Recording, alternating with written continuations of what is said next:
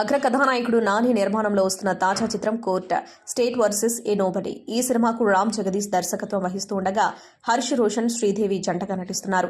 ప్రియదర్శి, శివాజీ, సాయి కుమార్, రోహిణి, హర్షవర్ధన్ తదితరులు ఈ సినిమాలో కీలక పాత్రలు పోషించారు.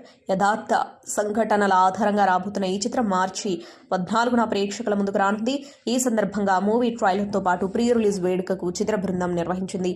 ఇక ఈ వేడుకకు నానితో పాటు దర్శకుడు ప్రశాంత్ వర్మ, శ్రీకాంత్ ఓదెల, మోహన కృష్ణ, ఇంద్రకంటి, నాగశ్విన్ తదితరులు వచ్చి చిత్ర బృందానికి విషెస్ తెలిపారు. అయితే ఈ వేడుకలో నాని మాట్లాడుతూ 14వ తేదీ కోర్టు సినిమా రాబోతుంది. ఈ సినిమా మీరు మిస్ అవ్వొద్దని నేను కోరుకుంటున్నాను. నా 16 ఏళ్ల కెరీర్లో ఎప్పుడూ ఒకే వేదికపైకి వచ్చి దయచేసి సినిమాకి వెళ్ళండని అడగలేదు. కానీ ఈ చిత్ర విషయంలో ఆ మాట అడుగుతున్నా. ఎందుకంటే ఈ సినిమాను మీరు మిస్ అవ్వకూడదు.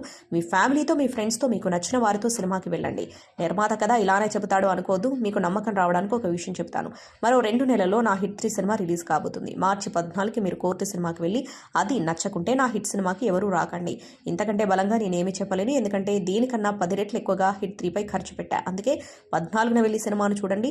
చాలా రోజుల తర్వాత ఒక మంచి తెలుగు సినిమాను చూసి బయటకు వస్తారంటూ నాని చెప్పుకొచ్చాడు.